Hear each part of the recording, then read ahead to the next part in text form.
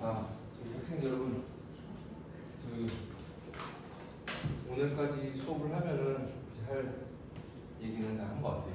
근데 지난주 수업 그 영상 보니까 한 사람이 한 번으로 다 보진 않았을 것 같은데 조회수가 얼마 없어. 그러니까 아직 안 본 사람도 있다는 얘기야.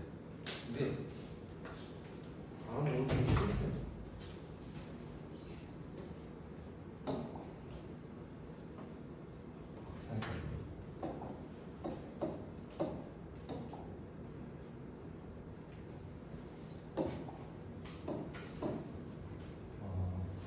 여러분들 보세요.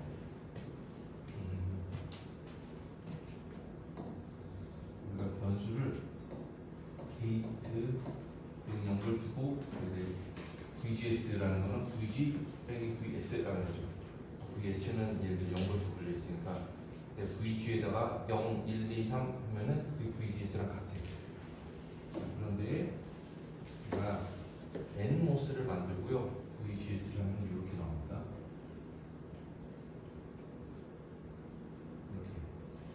그래서 이거가 VDS가 드레인에다가 0.5V 그렇다. 그런데 이게 MOS인데 PMOS를 만들잖아요. PMOS는요 이렇게 나와요.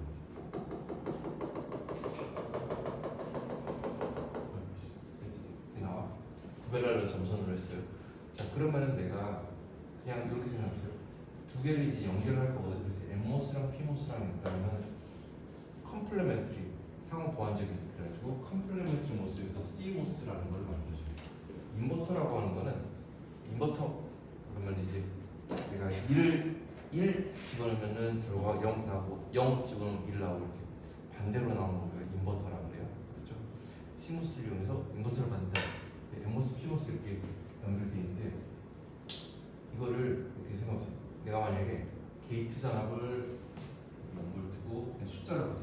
5V 여기는 -1V 플러스 1V 이렇게 하자. 게이트 전압을 내가 5V를 걸어줬어. 그러면은 NMOS는 전류 흐르는 거죠. 그쵸? PMOS는 5V면 여기서 이제 5%잖아. 그치? PMOS는 전류 흐르는 게 아니에요. 예를 들어서 제가 게이트를 마이너스 4V, 3V, 5V 이런 거 보였다. 그러면은 PMOS는 여기 어딘가 있으니까 전류가 흐르는 거죠. 그러니까 온 상태거든요. 근데 반대로 NMOS는 내가 만약에 게이트를 마이너스 3, 4V 걸었다 그러면 오프 상태니까 전류가 안 흐르는 거예요. 알겠지? 그러면은 우리가 이런 트랜지스터를 이렇게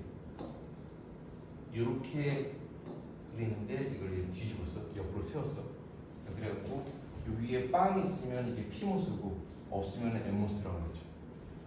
NMOS에서 소스 드레인이고요. PMOS에서 드레인 소스 이렇게 연결시켰어요. 그러니까 트랜지스터 두 개를 연결시킨 거예요. 알지? 연결시켰어. 그래서 여기 하나 있고 또 PMOS가 하나 있는데 두 개를 연결시켰어. 근데 연결된 이쪽이 PMOS 입장에서는 우리가 PMOS를 가지고 자세히는 안 배웠지만 소스 드레인이 그냥 바뀐다고 생각을 해요. 그래서 이쪽이 드레인이고 이쪽이 소스예요. 이쪽 소스가 드레인. 자, 그리고 만약에 내가 VDD라고 하는데 이거 뭐냐면 여러분들 이런 실선은 앞으로 계속 좀 나오는데 이런 거 이렇게 심볼로 나타냈을 때 요거 하나는 트랜지스터지. 근데 거기 위에다 이렇게 어디 연결돼 있으면 이런 거 있잖아요. 이런 거는 그냥 말 그대로 금속 불이 도선을 연결하는 거예요. 전선이에요, 전선. 그렇지? 자, 전선을 연결했어요. 전선을 여기 소스 쪽에다 연결해놓고 여기에다가 내가 전 위를 가해주는 거예요.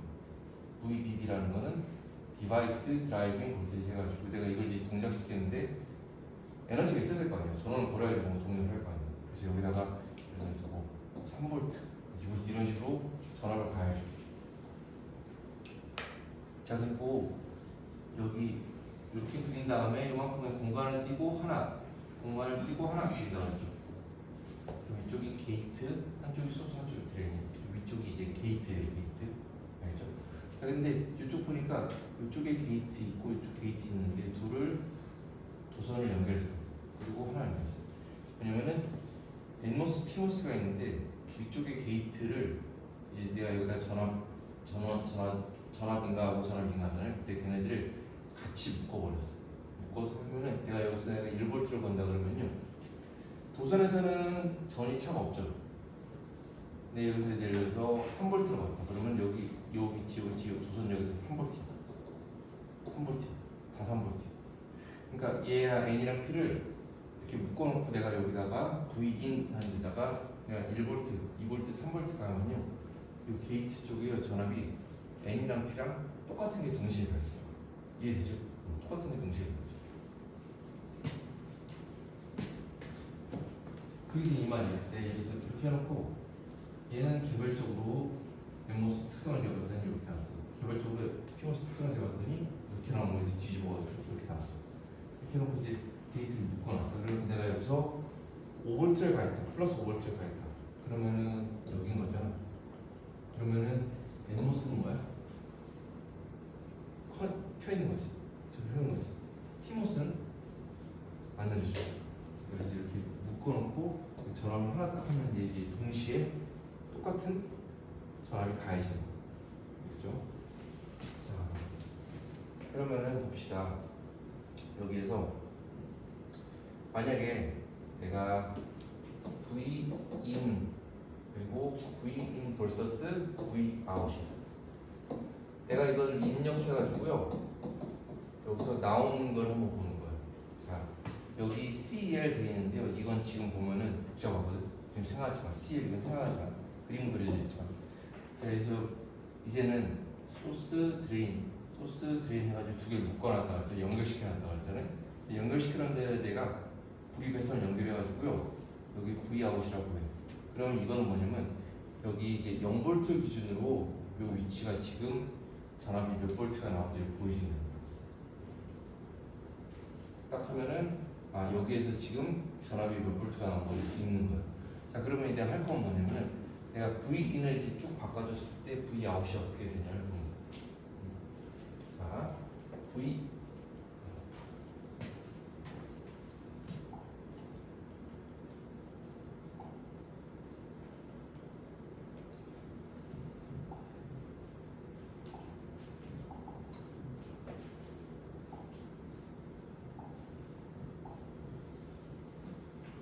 지우순대요.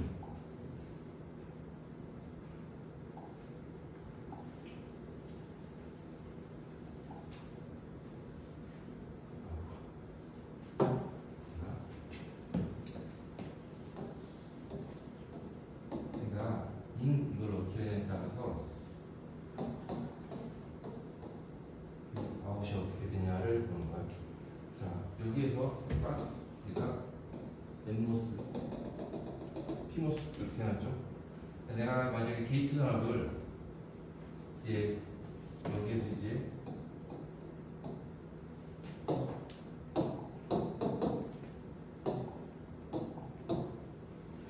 마이너스 뭐 5V에서부터 플러스 5V까지 바꿨을 때 여기 V 아웃에서 내가 읽을 수 있는 출력 전압을 한번 보려는 거예요. 알겠죠? 자, 내가 게이트 전압을 좀 마이너스 5V로 걸었어. V인을 마이너스 5V로 걸었어. 자, 그러면 엠모스는 뭐? 오프. 피모스는 온이죠. 자, 그러면은 어떻게 되냐면 여기는 온이고 여기 오프가 되니까 내가 지금 여기에서 전압을 걸면은 여기가 온, 오프가 되니까 온이면 여기 절 흘러. 여기 오프면 절로 안 흘러. 자, 채널 저항을 조절해 주는 거잖아. 우리가 게이트 전압을 인가해가지고 온 되면요 채널 저항이 되게 작아지는 거예요. 오프 되면은 채널 저항이 커가지고 절로 안 흐르는 거예요. 그래서 이 상태를 만약에 여기 있을 때 지금 비유를 하자면 이거예요. VDD라는 전압이 걸려 있는데 여기는 전류가 흘러. 그러니까 저항이 요만한 게 있는데 여기는 전류가 안 흘러. 그래서 실제로 이렇게 그리지 않습니다. 근데 여러분들이 이제 그림 보면 이해가 되게 아래쪽은 전류가 안 흘러. 저항이 엄청 큰 거예요. 그렇지? 이렇게 된 거지. 알지? 그리고 여기는 이제 접지 0V가 돼 있어.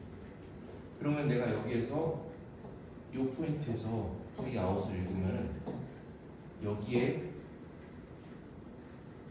이 전압이 거의 다 걸려요. 그래서 내가 VDD 예를 들어서 뭐 5V로 시작했다 그러면은 마이너스 몇에서 시작하면 5V가 이렇게 쭉 돼.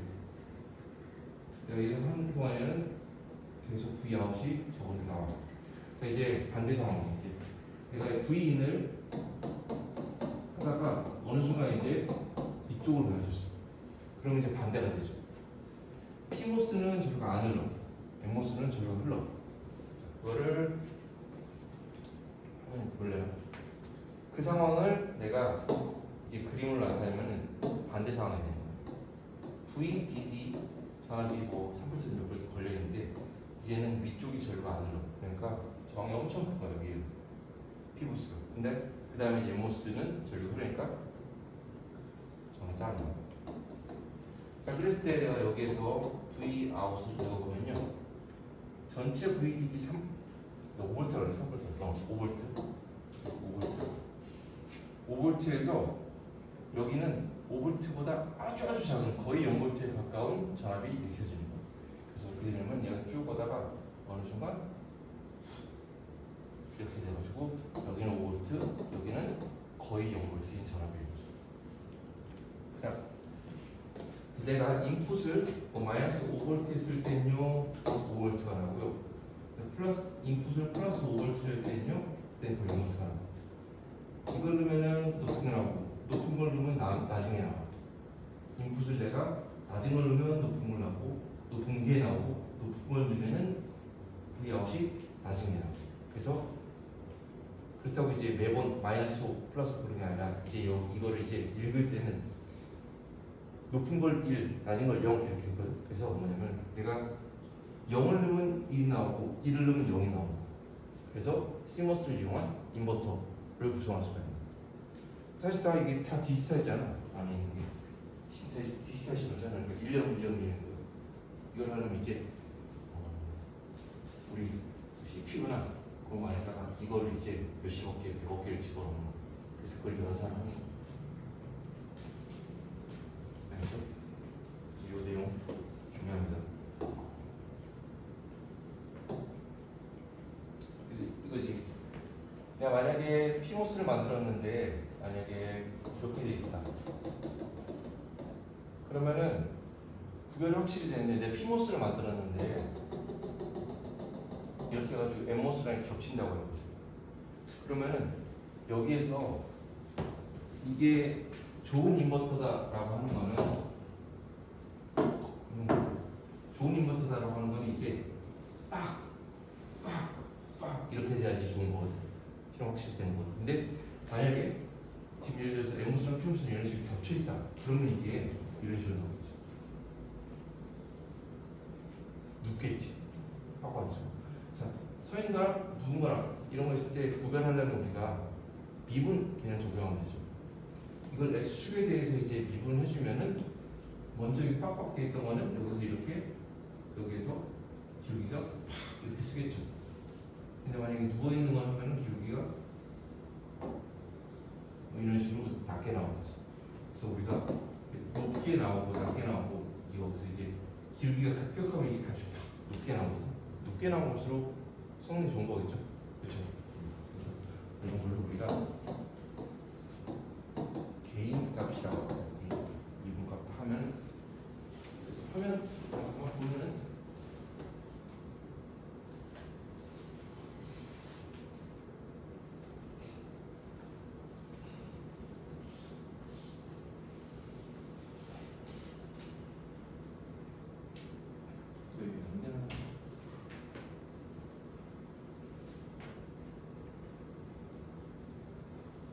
ES24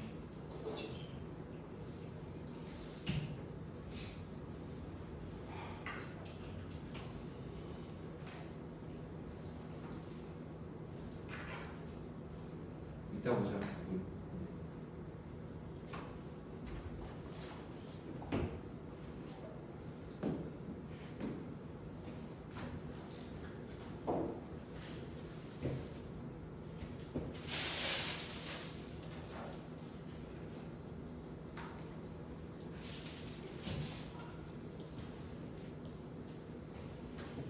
자, 봅시다 여러분들. 저기 화면 이제 우리 OLED 배워볼게요. OLED 백플레인 이렇게 되어 있는데 백플레인 하나씩 봅시다. 우리가 결국 뭐냐면은 디스플레이라는 거는 어떤 빛을 내는 그런 부분들이 있습니다. 그런 빛을 내는 부분들을 우리가 눈으로 이제 레드, 그린, 블루를 각 화소별로 이제 구별해가지고 그냥 보이는 여러 가지 영상으로 나오는 거예요. 그런데 이게 내가 동작을 어떻게 하느냐 방식에 따라서 패시브 매트릭스 방식이 있고요. 하나는 액티브 매트릭스 방식이 있습니다. 빛이 나오는 부분이 있어요. 그 빛이 나오는 부분. 근데 빛이 나오게 하려면은 거기다가 이제 이거 전기 에너지를 가해줘야 돼. 그래야지 빛이 가해지는 거야. 그래야지 빛이 나오는 거야. 그런데 전기 에너지를 가해주는데 그냥 그 구조가 여기 보면은 빨간색, 녹색 이런 부분인데 여기가 이제 전기 에너지가 가해지면 빛이 나오는 부분이에요. 근데 전기 에너지를 가해주는데요. 만약에 내가 여기다가 두 개의 전극, 일렉트로드가 필요한데 전극을 하나, 둘 해가지고 이렇게 크로스 타입으로 만들어요. 그런 다음에 이제 두 개의 전극 사이에 전이차를 주면은 그 전이차로 인해서 이 안에서는 전류가 흐릅니다. 그걸로 인해서 빛이 나오는 거를 우리가 아주 쉽게 구현할 수가 있어요. 근데 이런 방식은 고화질이나 그런 거 우리 핸드폰에서는 쓸 수가 없는 아주 단순한 화면입니다. 단순한 화면. 그래서 실제로 이거가 제일 처음에 나온 방식이 하지만 이거를 쓰는 경우는 지금 거의 없습니다. 자, 그러면은 어떤 방식을 쓰냐? 자, 액티브 매트릭스라는 방식을 씁니다. 얘는 뭐냐면은 이 화면을 딱 자세히 보면은 우리가 지난 한 며칠 동안 배웠던 모스펫에서 보면은 메탈 옥사이드 세미컨덕터 필드 이펙트 트랜지스터라고 하죠. 자, 우리가 게이트에 전압을 가해가지고 일렉트릭 필드를 채널 쪽에다 형성시켜가지고 그 일렉트릭 필드 효과로 트랜지스터 동작을 하는 거예요. 트랜지스터라는 거는 우리가 트랜스 플러스 레지스터 해가지고 채널 저항을 우리가 게이트 전압을 인가함으로써 바꿔줄 수 있는 그런 3극의 소자라고 우리가 배웠습니다. 자, 그런데 지난 시간에 우리가 모스펫 다음에 또 배웠던 용어가 TFT예요. TFT. 얘는 뭐냐면은 틴필름 트랜지스터. 같은 트랜지스터인데 방막 형태로 만듭니다. 방막이라고 하는 거는 총 두께가 한 1마이크로 언더인 그런 필름 형태로 만들어서 우리가 거기서 이제 정적 기능을 뜰 수 있게 하는 그렇게 만든 트랜지스터입니다. 자, 얘는 액티브 매트릭스 방식은 뭐냐면은 빛이 나오는 부분들이 있습니다. 근데 그 빛이 나오는 부분에 여기다가 전류를 흘러줘야 되는데 전류를 흐르는데 위아래 제곱해가지고 전이차를 줘서 주는 방식이 있는가 하면 말고 빛이 나오는 부분 옆에다가 우리가 직렬로 트랜지스터를 연결합니다. 그리고 이 트랜지스터를 동작을 시키면 우리가 온되고 오프가 되잖아요. 온되는데도 전류가 더 많이 흐르게 할 수도 있고 더 적게 흐르게 할 수도 있잖아요. 그런 식으로 동작을 하는 거예요. 그래서 이거를 하나하나 이거를 레드, 그린, 블루가 3개, 3개죠. 이 3개가 합치는 걸 우리가 뭐라고 하냐면 픽셀이라고 픽셀. 근데 픽셀인데 하나의 픽셀은 이걸로 돼 있고 얘네들 각각을 우리가 다른 말로 그냥 서브 픽셀이라고 합니다. 자, 하나의 서브 픽셀마다 트랜지스터를 연결해가지고 우리가 여기에서 전류가 이제 흘러가면은 여기에서 나오는 빛을 정밀하게 제어할 수 있습니다. 그렇죠? 자, 요거과 요거 딱 봐도 이게 더 어렵겠죠? 그래서 실제로 우리가 지금 쓰이는 거는 초반에서 나왔던 거고 지금 다 이겼습니다. 근데 OLED에서만이 아니라 저 액티브 방식, 패시브 방식은요 디스플레이에서 기본적으로 쓰이는 방식이거든요. 그래서 여러분들 슈퍼마켓 계산기 보면 엄청 큰 거 아저씨들 쓰는 거 있잖아요. 그거는 거기 보면 숫자가 막 이런 식으로 해가지고 이런 거 조합돼가지고 1, 2, 3, 4 나오잖아. 아니면 엘리베이터에 나오잖아. 그런 건요 다 패시브 방식이에요. 그러니까 별로의 해상도가 높지 않은 걸로 우리가 표현할 때 그런 걸로 만들 수 있습니다. 그러나 우리 눈은 소비자들은 그런 걸로 이제 화면을 못 보죠. 그래서 지금 쓰이는 방식은 다 액티브 매트릭스 방식으로 쓰인다. 이렇게 여러분들이 알아주세요. 여기 봅시다. 여기 이제 마우스 보이죠, 마우스. 자, 여기 기판 위에 보면요, 여기 동그라미를 확대시켜 보면은 이렇게 생겼고요. 레드, 그린, 블루, 레드, 그린, 블루가 다 배치돼 있어요. 그리고 그 옆에 보면요, 아주 조그맣게 어떤 표시가 돼 있어요. 이런 게 트랜지스터예요. 픽셀이 큰 게 좋다. 픽셀에서 빛나는 부분이 있고 크게 그걸 구동하는 트랜지스터 부분이 있는데 둘 중에 어떤 게 큰 게 더 면적을 많이 차지하는 게 좋겠어요? 최영주? 네. 어떤 게 더? 그러니까 픽셀에서 색깔 나오는 부분이랑 어디서? 색깔 나오는 부분이랑 트랜지스터 부분이랑 어떤 부분이 더 면적이 크게 좋겠어요? 그렇죠. 트랜지스터에서는 빛이 나올까 안 나올까? 빛이 나오는 게 아니에요, 그러면 그렇지? 우리는 빛 보는 거지 트랜지스터 보려고 돈 주고 트랜지스터 보는 게 아니에요. 자, 이런 게 보통 이제 대부분 이제 유리기판 위에, 이 유리기판 위에다가 이런 트랜지스터를 먼저 만듭니다. 그래서 우리 화면을 딱 봤을 때 빛나는 부분이 이 앞에 있고 뒤에 있는 것도 있어. 앞에 있고 그 뒤쪽에 트랜지스터들이 있어요. 그래가지고 이 기판이 있고 트랜지스터가 있고 그 위에다가 빛나는 부분을 만들어. 그래가지고 트랜지스터 부분이 기판 부분에 있어. 그래서 우리가 그걸 보통은 어떤 용어를 쓰면 백플레인이라고 해요. 백플레인. 그렇죠? 자, 얘를 우리 핸드폰을 뚝 잘라가지고 이제 옆에서 보는 거예요. 옆에서 보면요 이렇게 생겼는데 보세요, 여러분들. 제 마우스 잘 보세요. 유리 기판 있죠, 글라스 기판. 글라스 기판 위에다가요. 이제 내가 지난 시간에 잠깐 배웠던 그 트랜지스터를 만듭니다. 밑에 버퍼층 깔고요, 액티브층 깔고요, 소스 드레인 하고요. 그 다음에는 뭐 탑게이트 절연층, 실리콘 옥사이드나 알루미늄 옥사이드 같은 절연층 깔고요. 탑게이트 전부 깔고요. 위에다가 연녹색, 청록색 깔고 구멍을 뚫습니다. 그런 다음에 소스 드레인 부분에 이렇게 메탈 배선을 연결합니다. 그렇게 해서 이 아래쪽에다가 우리가 트랜지스터 백플레인을 만들어요. 그런 다음에 그 위에다가 우리가 이런 식으로 이 아래쪽 약간 살색된 거를 소스 드레인 요 한쪽에 연결을 하고요. 그리고 위에다가 빨간색으로 된 이 부분이 빛이 나오는 부분이에요. 빛이 나오는 반도체 물질이에요. 빛이 나오는 반도체 물질을 한 층이 아니라 6, 7, 8층을 깝니다. 그런 다음에 그 왼쪽에다가는 금속 전극을 깝니다. 그런 다음에 얘를 동작시키면요, 여기서 이제 전류가 흐르면은 여기 OLED라고 하는 부분에서 이 다이오드에서 빛이 나와요. 빛이 나와서 위쪽으로는 빛이 나갈 수가 없어요. 금속이기 때문에 불투명하게 막혀 있거든요. 근데 이 아래쪽에 있는 에노드라고 하는, 자, 캐소드 옆에 써주세요. 캐소드는 음극. 이게 아마 배터리랑 한글 영어가 다를 거예요. 여러분 헷갈리지 마세요. 캐소드는 음극, 에노드는 양극. 자, 음극, 양극 몇 분 뒤에 다시 더 자세히 하겠습니다. 그래서 빛이 나오는데 이 아래쪽 에노드 쪽은요 금속 전극이 아닙니다. 금속 전극이 아니에요. 다시 한번 구글이 살아있는.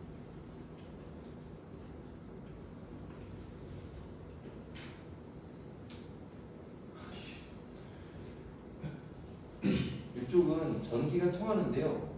완전히 투명하진 않지만 한 투명도가 80% 이상 보장되는 그런 재료로 만듭니다. 그래서 이 아래쪽으로 빛이 나와요. 그걸 우리가 여기에서 우리가 눈으로 보는 거예요. 얘네들이 레드, 옆에 있는 것도 그린, 블루 있어요. 얘네들은 어떻게 이제 얘기를 하냐면, 보통 우리가 모스펫, 실리콘 반도체 가지고 할 때는 이 채널 렌스가 10나노미터니 11나노미터니 아니면 지금 최첨단 기술은 3나노미터니 이렇게까지 우리가 얘기를 해요. 자, 그런데요, 이런 거 만들 때는요 사이즈가 그렇게까지 작아질 필요가 없어요. 왜냐면 우리 눈이 그렇게 작아봤자 그걸 못해. 그리고 그렇게 작아봤자 작게 만들기는 그냥 너무 어려운 일이에요. 너무너무 어려운 일이에요. 전 세계 어디서도 만들 수 없어요. 그래서 이런 데에서는요 보통 한 3, 4, 5마이크로미터 정도 길이를 갖는 트랜지스터를 만드는데요. 여기서는 우리가 성능을 어떻게 뭔가 얘기할 때 예를 들어서 내 핸드폰은 뭐 채널 렉스 3마이크로미터짜리다 5마이크로미터짜리 이렇게 말하는 사람 없어. 이거는 뭐냐면 보통 내 거 디스플레이는 해상도가 몇백 PPI다 이렇게 해요. PPI는 몇잖아요? 픽셀 퍼 인치. 그래가지고 대략적으로 500 PPI 정도 이상 되면은 이거 쓸 수는 있어요. 완전 불 같은 데서 진짜 아이폰 말고 이런 거 이렇게 써가지고 하는 AR 글라스 알죠? 들어봤죠? 그런 거 할 때는요, 혼자 못 만들거든. 그러니까 삼성이나 LG 이런 데나 아니면 중국 회사나 한 3-4군데 이제 해가지고 같이 개발을 하거든. 그래서 이제 되면은 그걸 이제 납품을 해서 자기네가 조립을 해서 만들고 그러는데 거기서 요구하는 건 막 3000 PPI래요. 그냥 엄청나게 높은 수준을 요구하는데 가까울수록 그러거든. 근데 우리 핸드폰은요, 500 PPI 이상 정도 됩니다. 그러니까 한 인치당 이런 픽셀이 500개 정도 있는 거예요. 이렇게. 그래서 사이즈를 얘기할 때 채널 렌스를 얘기하지 않고요, PPI를 얘기합니다. 알겠죠? 근데 마우스 어디 갔지? 저기 이쪽에 있어. 자, 마우스 보이죠, 여러분들? 자, 여기 이 부분을 툭 잘라가지고요, 다시 확대해 보겠습니다. 그러면 이렇게 됩니다. 자, 밑에 백플레인에서 만들었잖아요. 그냥 거기 그냥 다 생략하고 그냥 서브스트레이트라고 합시다. 그리고 그 아래쪽에다가 증착을 해가지고요, 스퍼터링이라는 이런 방식으로 우리가 여기에다가 투명 양극, 얘가 전기가 통해. 그런데 금속처럼 불투명하지 않고요, 투명도가 대략적으로 80% 정도 되는 그런 물질이 있습니다. 여기다가 이거 뭐라고 쓰냐면은 내가 쓴 거예요. ITO 전극 이렇게 썼어요. 인듐 틴 옥사이드. 인듐이랑 주석이랑 산소랑 이렇게 조합이 된 세라믹 물질이 있거든요. 얘는요, 전기에 잘 통합니다. 얘를 화부에 깝니다.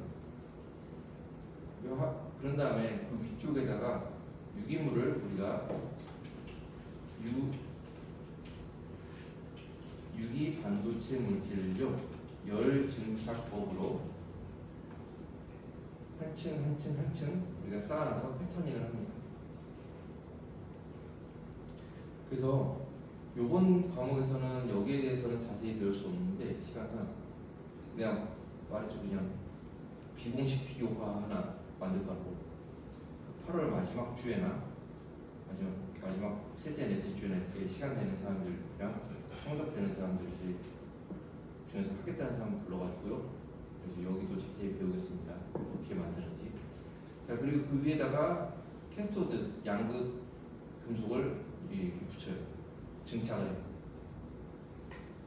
자, 그러면은 음극 양극이 있는데요, 하나는 전자, 하나는 홀이랑 관계되어 있는 거거든요. 자, 어떤 게 캐소드랑 관계 있는 것 같아요? 전자랑 홀 중에서. 전자랑 홀 중에서 캐소드랑 관계 있는 게 뭘 것 같아요? 조예진? 뭘 것 같아요? 모르면 토스. 전자. 음극이니까 음극. 얘는 전자, 얘는 아래쪽은 홀입니다. 지금 뭐냐면은 이게 반도체 물질인데 실리콘 같은 유기물이 아니라 유기물, 탄소로 이루어진 반도체 물질이에요. 근데 여기에 전류가 흐르면은 얘가 빛이 나거든. 근데 전류가 흐르게 하려는 방법은 뭐냐면 강제로 전류를 흐르게 하면 돼. 그러면 어떻게 해야 되냐면 캐소드 쪽에서 강제로 전자를 주입시키고요. 여기 쪽 양극 에너지 쪽에서 강제로 홀을 주입을 시킵니다. 그러면 전자는 위에서 아래로, 홀은 아래에서 위로 지나가면서 전류가 흐릅니다.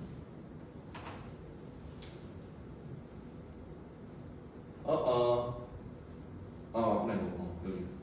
요거는 뭐냐면 잠깐 수업 됐나? 얘는 우리 배터리를 수업 시간에 이런 식으로 그렸잖아. 이쪽으로. 여기 플라스틱 구비가 많이 쓰고 있죠. 근데 마치 플러스 극을 길게 마이너스 극을 짧게 이렇게 이런 식으로 표현합니다. 자, 그래서 여러분 혹시라도 헷갈릴까봐 얘기하는데 실제로 이렇게 해서 동작을 시키지 않고요. 실제 동작을 할 때는요, 이제 이런 과정을 옆에 휘필름 트랜지스터를 연결해서 동작을 시키는 거예요. 그런데 그게 아니라 실제로 이게 어떻게 구동되는지 설명을 할 때는 그냥 이렇게 전원을 이렇게 연결해가지고 양단 간에 전위 차를 우리가 주어집니다. 근데 이 두께가 여기 발광층이 토탈 두께가 한 150나노미터도 채 안 되거든요. 그러니까 그게 한 6, 7층이 올라가는데 한 층이 몇 나노미터에서 한 수십 나노 정도미터밖에 안 돼요. 다 기능성 여러 띄는 층들이 있는데 얘네들이 토탈 한 100에서 150나노미터 정도 있는 거에다가 내가 외부에서 전압을 가해주면은 어떤 두께를 가진 고체 필름 위에다가 내가 양단 간에 전이차를 주어주고 하면은 얘가 이제 전류가 이제 흘러. 그렇지? 얘네들은 전류가 흐르는 반도체물질. 그래서 음극 쪽에서 전자, 양극 쪽에서 전공, 홀을 전하를 주입합니다. 그러면은 일렉트릭 필드가 이 양단 안에 걸려있기 때문에요. 전자는 위에서 아래쪽으로, 홀은 아래에서 위쪽으로 흐르게 됩니다. 전하가 흐르게 되는데요. 전하가 흐르다가 전자와 홀이요 중간에 빛이 나오는 층에서 만나게 됩니다. 그렇게 만나게 되면 어떤 일이 발생하냐면은 걔네들이 가지고 있던 전기 에너지가요. 전자와 홀이 이렇게 만나면은 얘네들이 빛의 형태로 밖으로 나오게 됩니다. 그게 발광층이 어떤 걸 쓰냐에 따라서 빨간색이 나오고 어떤 걸 쓰냐에 따라서 녹색, 파란색이 나오게 됩니다. 이게 OLED, 오르게닉 라이트 에미팅 다이오드의 기본 동작 원리입니다.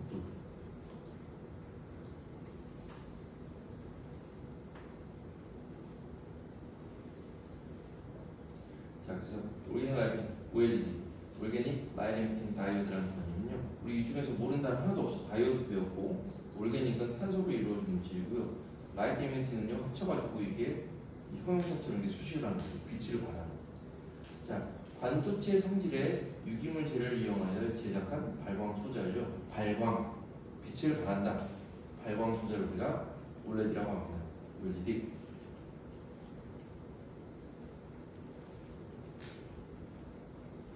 자, 전자와 홀이 만나면요, 이 만나는 과정을 우리가 재결합이라고 부르고요. 그러니까 영어로 이거를 리컴비네이션이라고 합니다.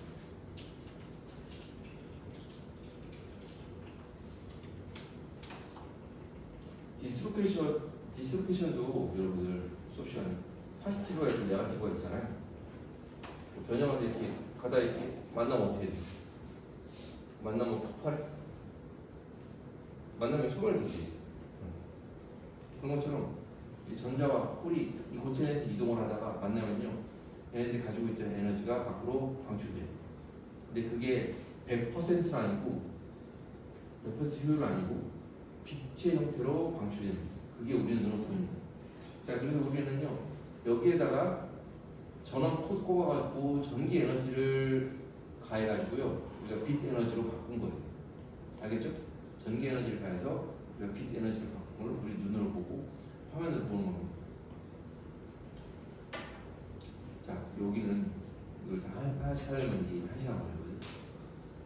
앞에서 했던 그 단면도죠.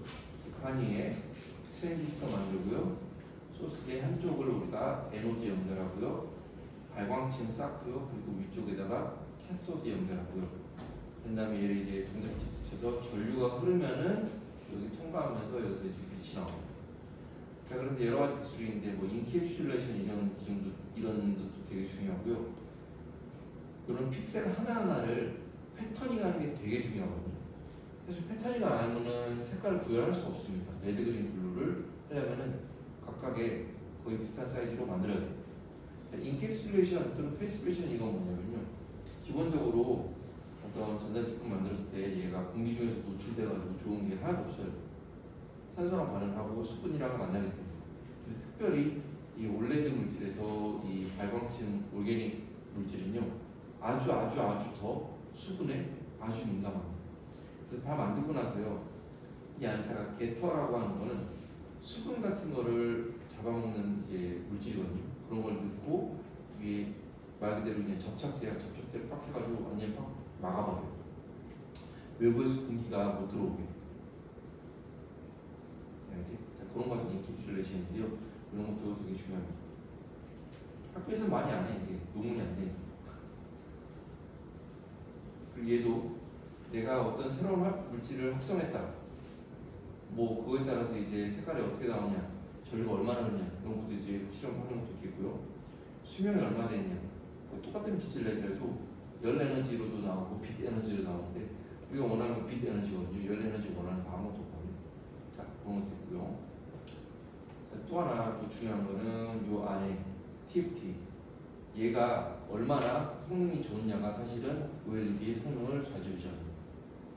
그래서 실제로 우리가 90년대부터 올게닉 라이팅 다이오드를 이제 연구를 했는데 미국에서도 많이 하고 일본에서도 대만에서도 우리나라에서 많이 했는데요. 우리나라는 뭐 일본이나 이런 데에 비해서는 좀 후발주였어. 그리고 좀 더 이쪽 기술이 좀 뒤처졌던 건 사실인데, 근데 우리나라가 지금 OLED 산업에서 전 세계에서 탑을 할 수 있었던 이유가 뭐냐면 여기를 잘 만들거든. 밑에 TFT를 잘 만들어야지 요 위에도 제대로 만들 수가 있거든요. 제대로 성능이 나거든요. 근데 우리는 이쪽을 했어요. 근데 그 이유 중에 하나는 교과서에 써 있는 건 아닌데,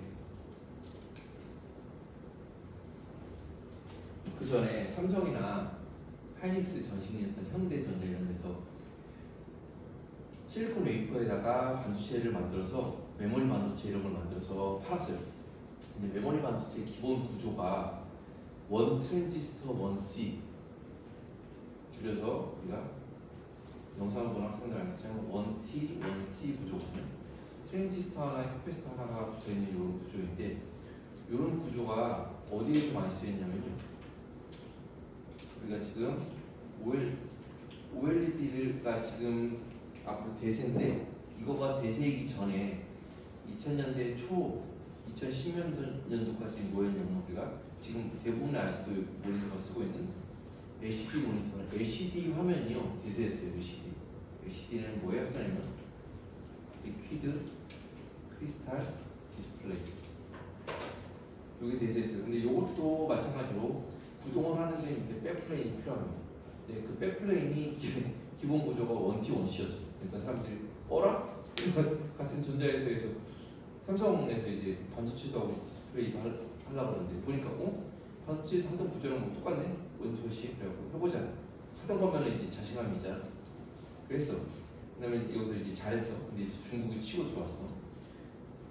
근데 이제 OLED로 넘어갔는데 OLED 보니까 지금은 그렇게 안 쓰는데 여러 가지 보상이 회로가 들어가야 되는데 제일 처음에는 원T 원C로 구현을 했습니다. 그래서 하던 거니까 이게 우리나라 잘하자. 그래가지고 여기서 이제 선정을 할 수가 있었던 겁니다. 혹시 저 모니터, 카메라에 이 화면 다 보이나요? 짜리나요? 이쪽 화면 말씀하세요. 네.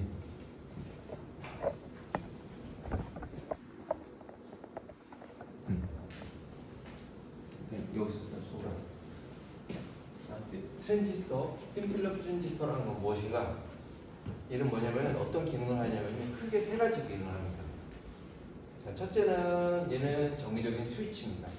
0과 1, 0, 1, 온, 오프 상태를 만들어줍니다. 두 번째는 밸브 역할이에요. 밸브. 수도꼭지로 비유해 볼게요, 여러분들. 수도꼭지에서 물 조금 칠 수도 있고 콜콜콜 많이 뜰 수도 있고 할 수 있죠. 자, 그렇게 하면 이제 물 흐르는 걸 우리가 전류라고 비유를 하자면 전류가 조금 흐르게 할 수도 있고요, 많이 흐르게 할 수도 있어요. 그 제어를 앞에다가 트랜지스터를 달아놓으면요, 여기서 이제 게이트 전압이랑 많이 걸어요. 그럼 이제 전류 많이 흐르는 거죠. Y축값이 큰 것만 많이 흐르는 거죠. 적게 흘려줘 할 수 있어요. 그 밸브 역할이고요. 또 하나는 앰플리파이어는 증폭기 역할입니다. 증폭기. 근데 디스플레이에서는요, 증폭기 역할은 내가 알고 안 써요. 근데 다른 전자제품에서 다 써요. 예를 들어서 마이크로 이러면은 내 마이크 화면이 여기서 이제 떨림판이 이렇게 흔들리잖아요.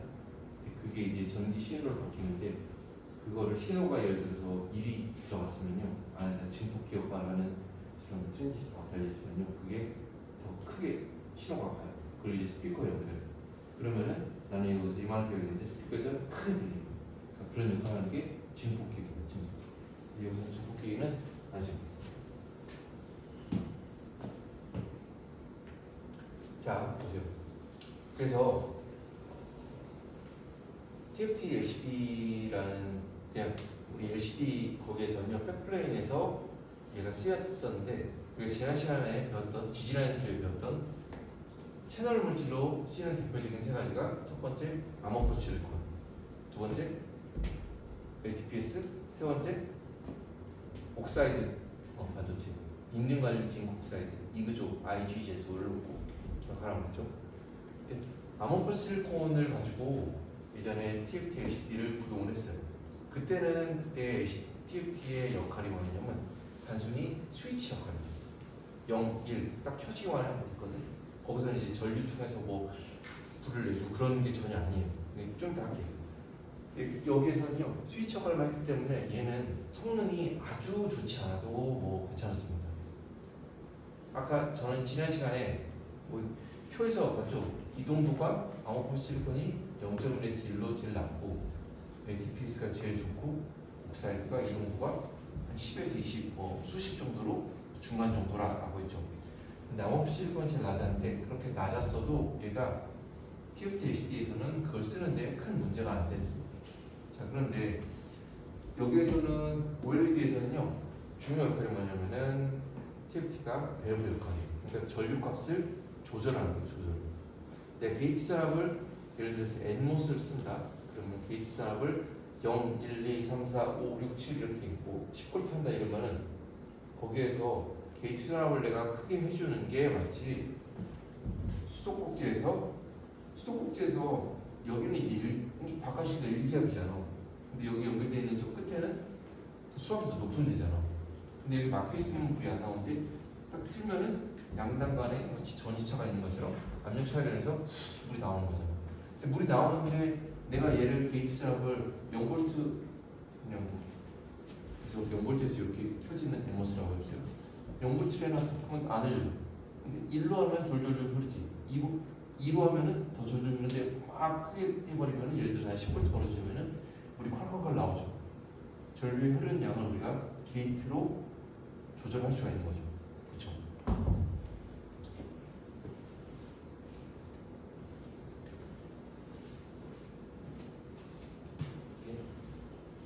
그래서 백플레인 만들면은 뭐 여러 가지가 있는데 기본적으로 여러 가지 검사를 해요.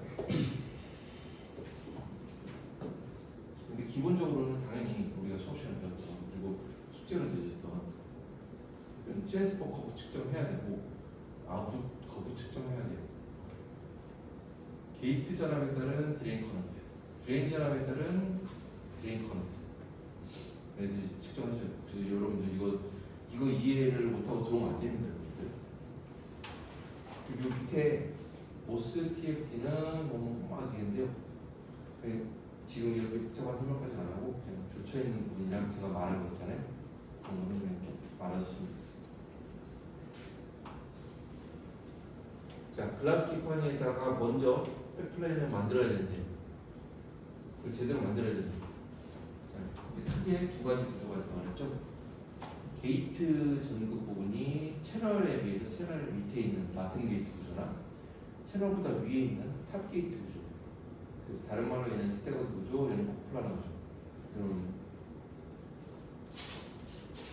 내가 듣기로는 작년에 합격한 사람이 면접 볼 때 이거 물어봤대. 이거 물어보고 면접장 같은 데 보면은 옆에 뭐 칠판이나 뭐 그런 거 있거든. 그려보라고. 그림 어떻게 되겠어? 이제 좋은 인상을 가지고 이제 그 다음 질문이 나오죠. 못 그리면 면접이 쉽지 않죠. 자, 주요 특성 파라미터 마찬가지입니다. 이거 우리 모스펫에서 배웠던 네 가지 파라미터 배웠잖아요. 그거랑 같은 얘기들입니다. 도전압이 얼마냐? 이동도가 얼마냐? 에스펙트는 뭐예요? 에스펙터? 볼트 퍼 디케이드? 아, 우리 서브스트레이션드 스윙이라고 배웠죠. 근데 이름 길잖아요. 서브스트레이션드 스윙 그러면. 그래서 줄여서 그냥 SS 값이 뭐냐, 또는 에스펙터 값이 몇이냐 이렇게 얘기를 해요. 오프에서 온되는 그 영역에서 게이트 전압이 얼마큼 필요하냐, 전류 열배 변하는데 얼마큼 전압이 필요하냐, 그 값이라고 그러죠. 자, 그리고 온 커런트 전류도 많이는 좋겠죠. 오프 커런트는 아주 조금 좋겠죠.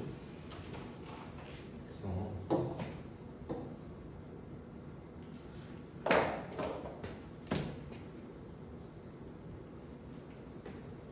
만들었어. 그런데 만들었는데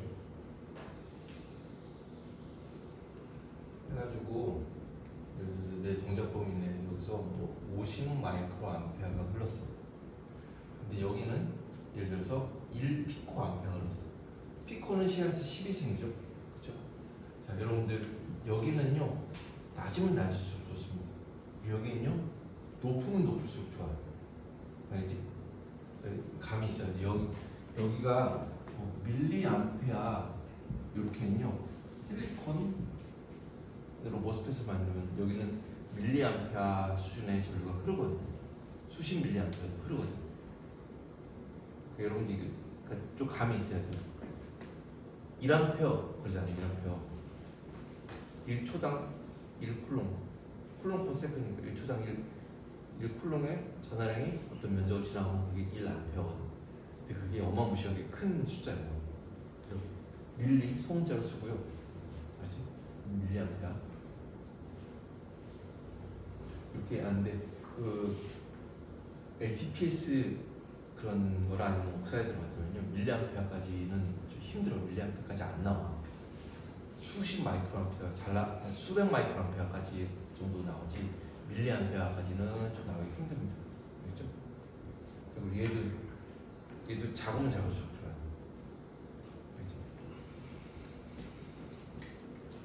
알겠지? 왜 작을수록 좋을까? 통화는 어려운 거 모르겠어. 왜 까지 보고 저 나노암페어는 뭐 안 되나? 그게 무엇이 대충 뭐냐? 통화될 거 아니야? 그래서 저게 작을수록 유리한 거예요.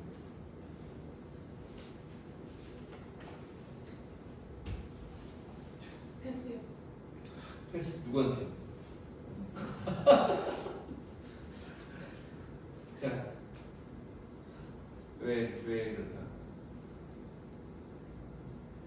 패스하겠습니다. 누구한테?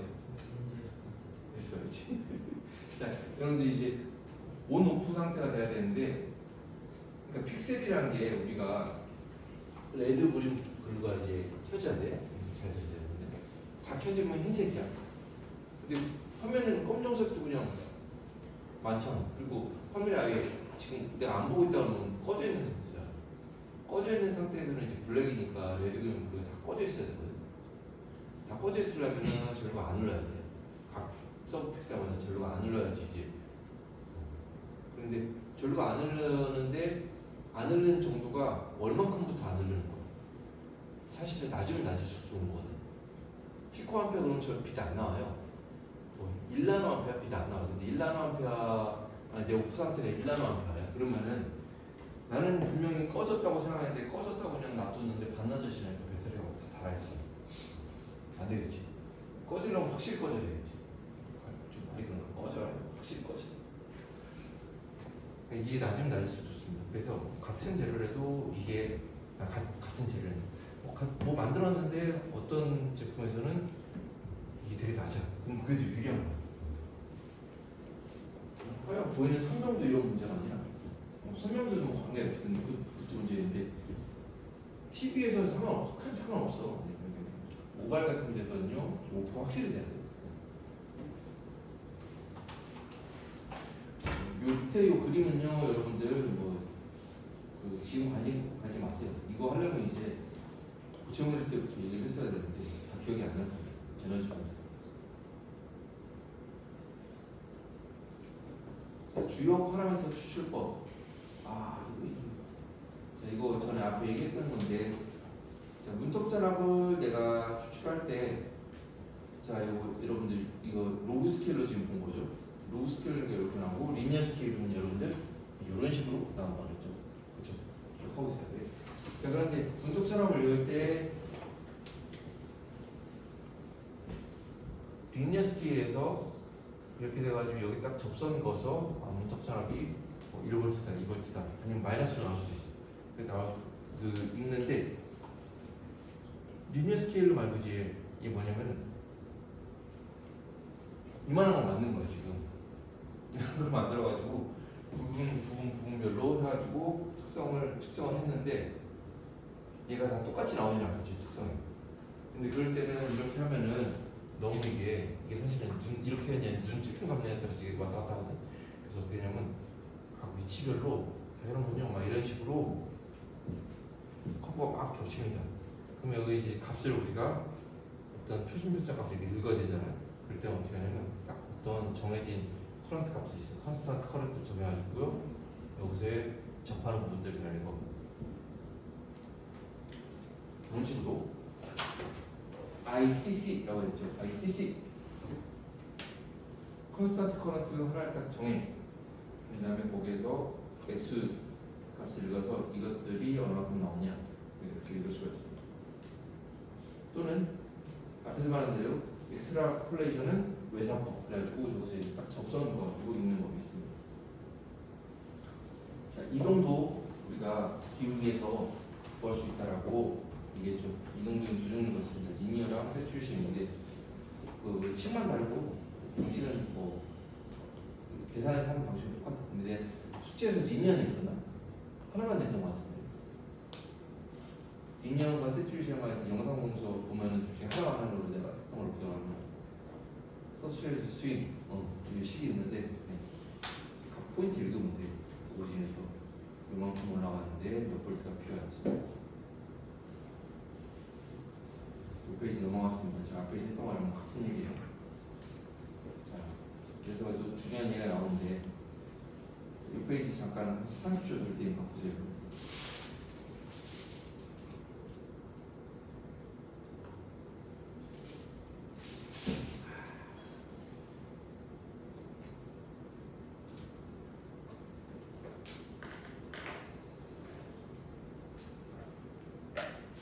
자, 봅시다. 자, 우리가 백플레인을 먼저 만들고 그 옆에다가 올게닉 라인앤 다이오드를 만들어서 둘이 연결시킨다고 했어요. 그런데 그 올게닉 라인앤 OLED에 전류가 얼만큼 흐르느냐에 따라서 루미네센스, 휘도가 달라집니다. 전류가 많이 흐르면요 밝게 보이는 거고요. 전류가 적게 흐르면은 그게 좀 어둡게 보이는 거예요. 그러니까 거기에 전류가 얼만큼 흐르냐에 따라서 휘도가 결정됩니다. 자, 그러면은 우리가 루미네센스 휘도를 결정하려면은 우리가 전류를 컨트롤하면 돼요. 그치? 자, 그러면은 TFT에 흐르는 전류는 식으로 어떻게 표현되냐면요. 이렇게 표현돼요. 근데 이거 어디서 본 거 아니에요, 여러분들? 2분의 1 곱하기 2동 곱하기 COX 곱하기 1분의 W 이거? 그쵸? 모스펫에서 리니어식이야, 세츄레이션식이야? 민재? 세츄레이션식입니다. 여러분, 세츄레이션식. 세츄레이션식에서 이렇게 있는데 식으로 이제 생각해봐요. 아, 그러면은 우리가 I 값이 크면은 빛이 밝게 나옵니다. 빛이 밝게 나오는 게 하면 좋거든. 밝게 나오면은 이제 와, 한계가 어디까지인가 알고 이제 거기서 전류 조금 흘려주면은 이 밑에가 다 우리가 빛의 계조를 이제 조절할 수가 있어요. 근데 아무리 많이 흘려줘도 빛이 이만큼만 나온다. 그러면은 우리가 개조할 수 있는 이 범위가 좁은 거예요. 저를 많이 할 수 없죠. 자, 그러면은 보니까 아, 그래. 식에서 보니까 그 TFT 채널의 그 물질의 이동도가 높아야지 되겠구나. 오케이. COX 값은요? 아, COX 값이 커도 되겠는데 COX는 얘는 우리가 만들 때 어떤 두께를 딱 증착을 해서 만들면 이제 정해진 값이거든요. 그럼 이제 이거는 좀 선택도가 떨어져. 여기서 보니까 아, 운덕자랑 이 값도 이 제곱한 값이 크면 좋겠구나. 알았어. 자, 그러면은 뭐냐면은